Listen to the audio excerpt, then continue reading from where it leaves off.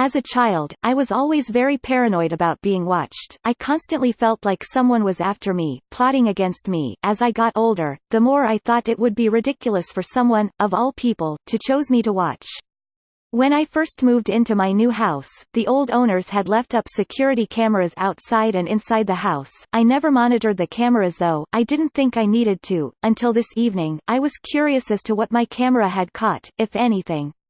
When I decided to watch the footage, I checked out the one by the front door. During the day, not much happened, but around 3 a.m. the first time I moved in, I saw a man, but something was very off and sinister about him. He was wearing a suit, which seemed odd at that time of night. He was just staring into the camera, like he was looking right at me, not blinking the entire time. Without breaking contact with the camera, he began shaking the doorknob.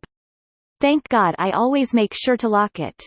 Once he realized that, he did a 360 around my entire house, checking every window, every door, to see if it was unlocked. He made a stop back at my front door, and continued staring into the camera up for an hour, still not blinking. Every night he did this.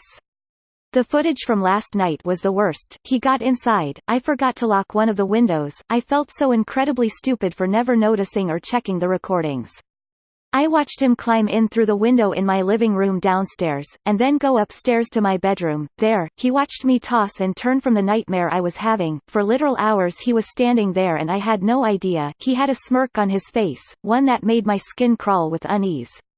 I called the police and waited for someone to be sent out to my house. While I waited, I locked myself in my bedroom in fear. 2 hours later, there was a knock on my door. The officer seemed very charming and made me feel more safe than ever. After checking the entire house inside and out, he offered to stay downstairs while I tried sleeping a bit upstairs.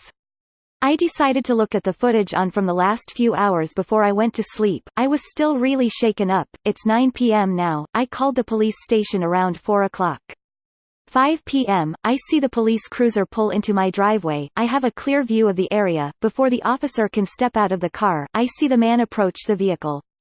He opens the door and with such force, rips the police officer out, knocking him unconscious. He strips the officer of his uniform, carefully laying it on top of the vehicle. He dragged him into my backyard. Ravenously, he began to devour that police officer. I have never seen someone so horrific and terrifying in my life. He was biting chunks of flesh off of his body. There was blood everywhere. He chewed his vocal cords first, so the officer was unable to make any noise, but I could see the pain and horror on his face. Once the officer went limp, the man got up and left his body there, torn to shreds. 6 p.m. I then watched the man rinse off the blood with the hose I have in my backyard, and carefully putting the police officer's uniform on. I watched him walk up and give my door a knock, where I invited him in. He's still inside my house. I hear a loud crash from upstairs, very close to my bedroom. I very anxiously watch the footage. He's now standing outside my bedroom door, turned to the camera in the hall, with a wide smile on his face. This content was